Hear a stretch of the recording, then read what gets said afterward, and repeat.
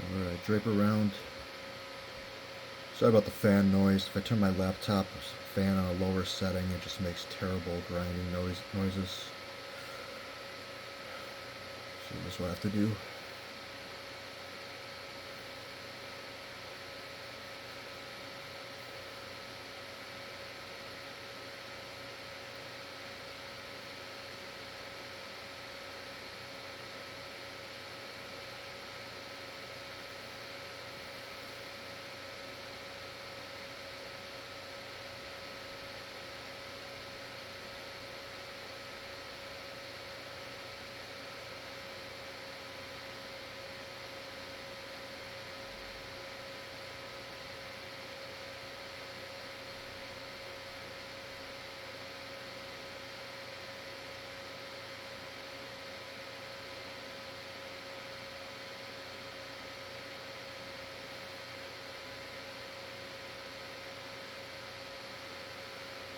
Alright, so we don't want to stand anymore.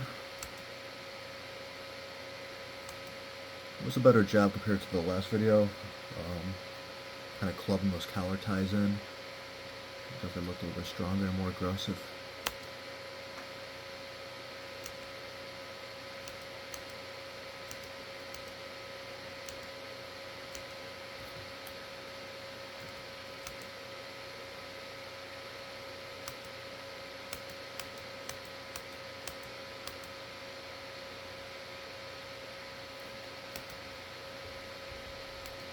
Alright, so here,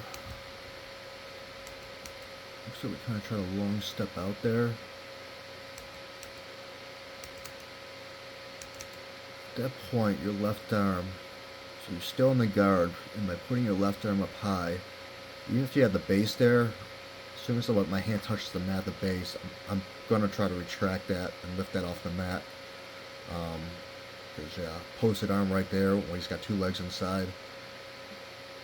Yeah, that set up a strong butterfly position for him, or a shoulder crunch.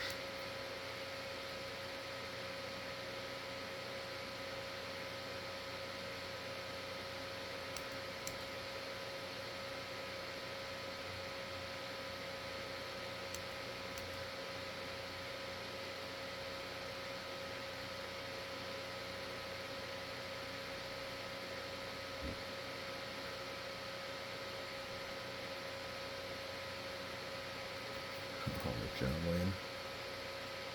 Yeah, he'll do that.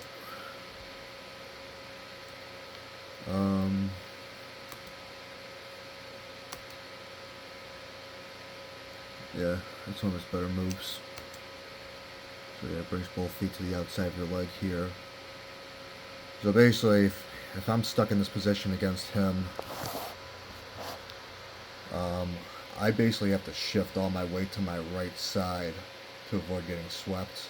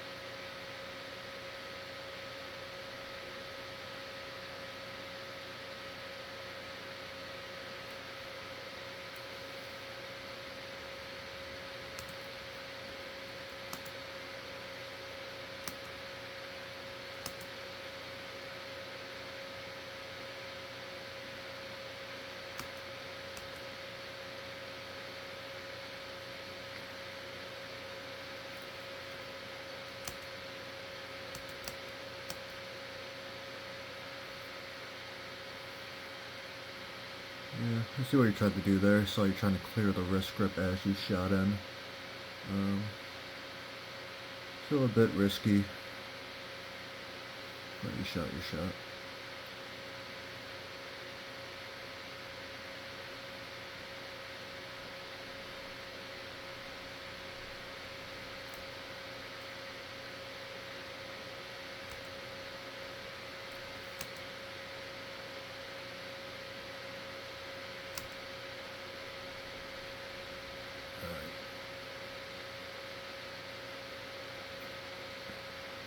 So here I'd probably recommend like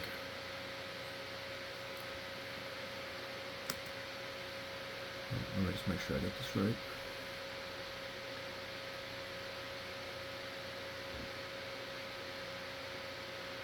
Okay, so you're doing a nice job of 2-on-1ing the choking arm. That's what I like to see. At this point here though, once the arm is separated, or it's getting, basically once the point happens where you know you're probably not going to get choked, you got to recognize that, hey, the only person's other option here is to spin to the back. That's what most people try to do here. So my right arm has to be ready to cut across and block his hip. The second I do that, I can start building my base back up and getting back to my feet or counter shooting. And even here, if my knees are still on the mat, like a lot of times I'm gonna try to like get up to my live on my toes a little bit. It's not always possible. He's got a lot of weight here, so that could definitely be difficult. But yeah, this right arm, I would definitely be ready to shoot that across and block his hip. And then we'll have wrist control with an underhook. And a lot of times, you know, we can either start going knee pick there, or just resetting to our feet.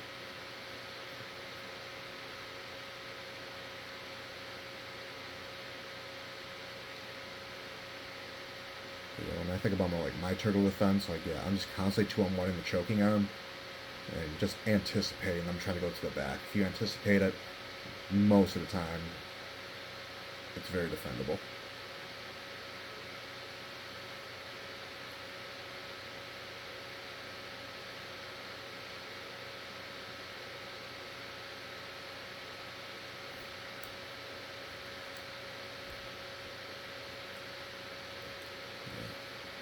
Pretty difficult to say what's happening here.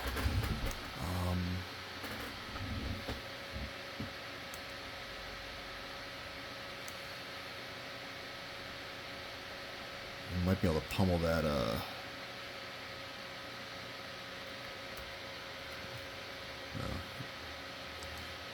Hard to say what's going on with the hand fight here. Looks like at some point he probably has elbow against your arm. But this foot here, because this foot isn't super strong. You've got that foot in the hip. But if you can use your right foot to pry off his left leg and then hop your left leg over. Again, this might depend if he's got an armbar grip in place already. Let's see here. Oh, I think you'd be in a good spot there if you were to hop over to this side. Then we would just be working to flatten the person out with our back and try to clear our elbow and get on top.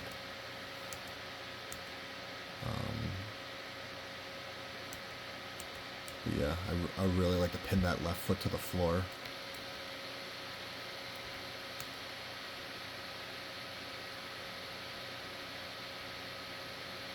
So yeah, my right foot can go inside his ankle, kick it off, then hop over my left foot.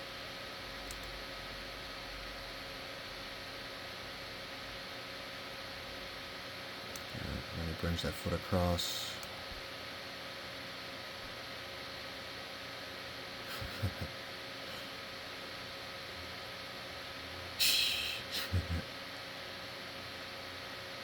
Fucking Gogo Plata.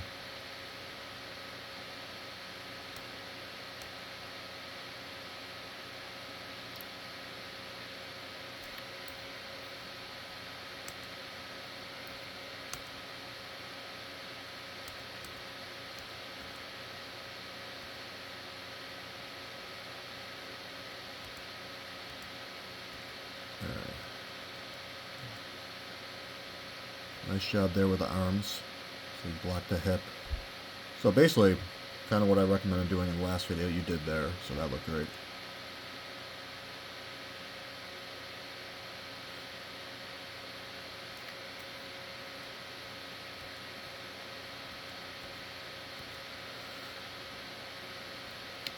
So there. Let's see. Big bridge.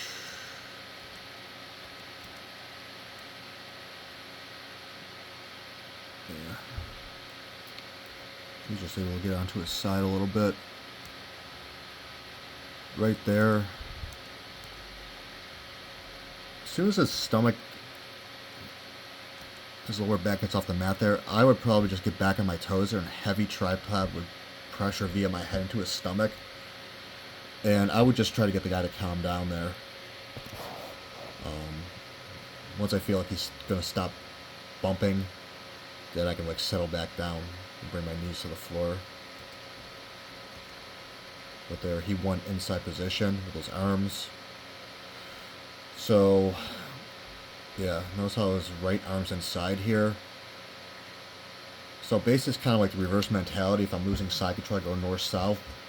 If I'm losing a position, inside position of north-south, I could go back to side control. So if you were to rotate to your right, I could re-scoop the head and block the inside hip with my right arm.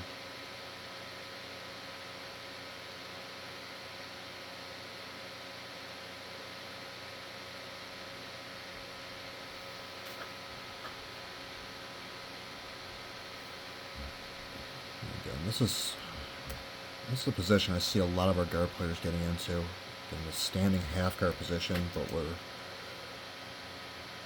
looks like we're all a little bit lost here. So he's got the reverse De La Riva hook, which is good. Failing to address that foot, that hand on the shin. And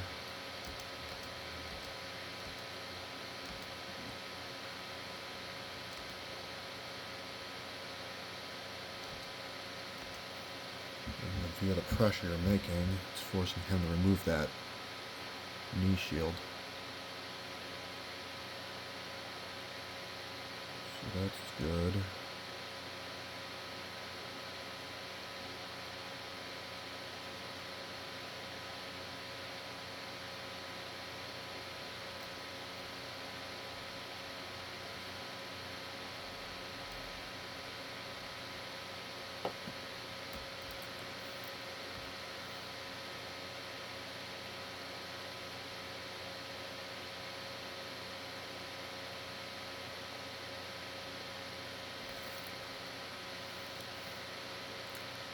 So here, I'd probably be a little more aggressive about trying to drop my chest and stomach on that leg.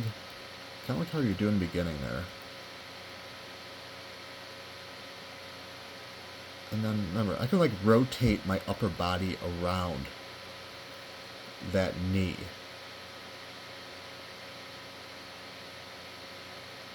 I can show you what I mean in person. I don't know if I could be able to describe it well enough here.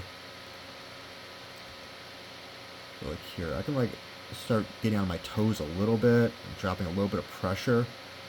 And again, my intent there is to kind of circle my upper body around the knee towards the left side, and then just trying to bypass that knee shield while flattening out the hips and shoulders. And Draper has a good, he's got a good right side attack there with the Kimura, so I definitely gotta be careful with that.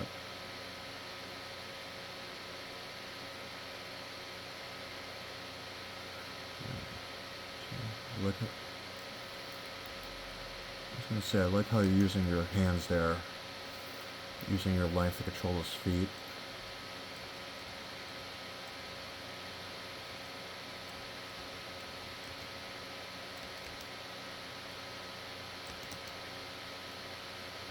You just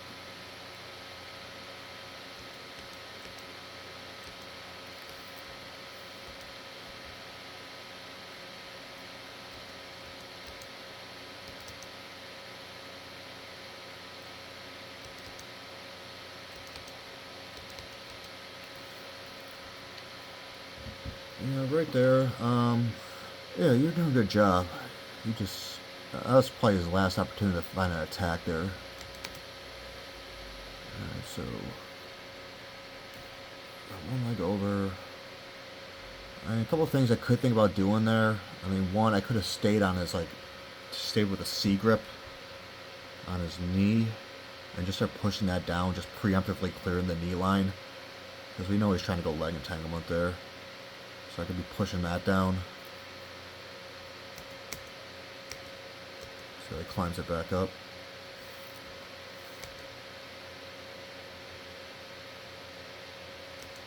Boom, right there. Because right now he's knee to knee. So if you just take your right hand there and just shove that leg towards the floor, it's going to be essentially useless. And then you'd be actually in a position where you could turn that right knee outwards and just get into like a smash pass position. But he recognized that. He climbs it back up. And now we're stuck in this outside ashi.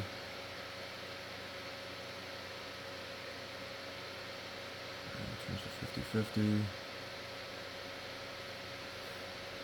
Fighting for the ankle.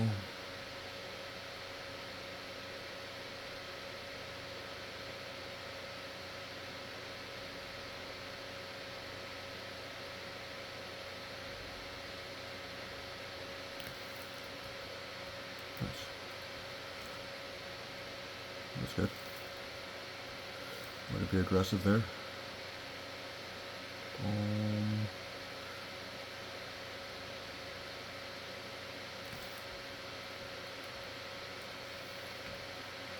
Yeah, I like that. You didn't wait. You didn't give him time to set up his defense.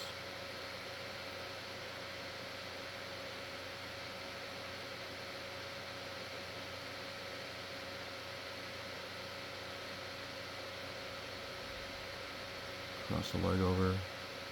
Force him to the hip. Okay, I like that.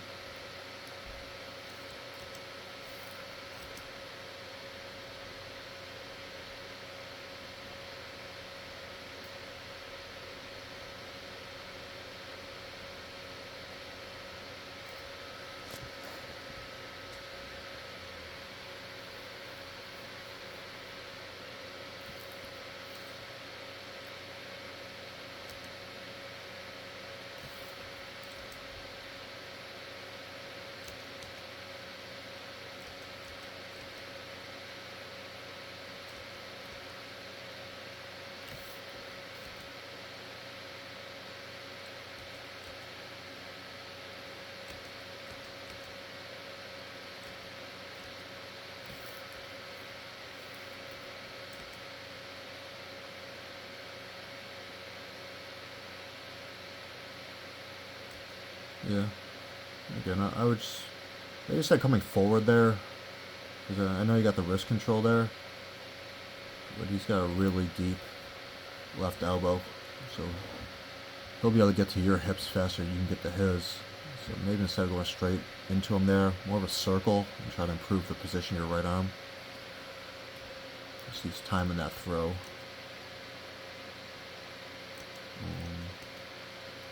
He almost gets it, but you're able to build height. Oh, he does get you down.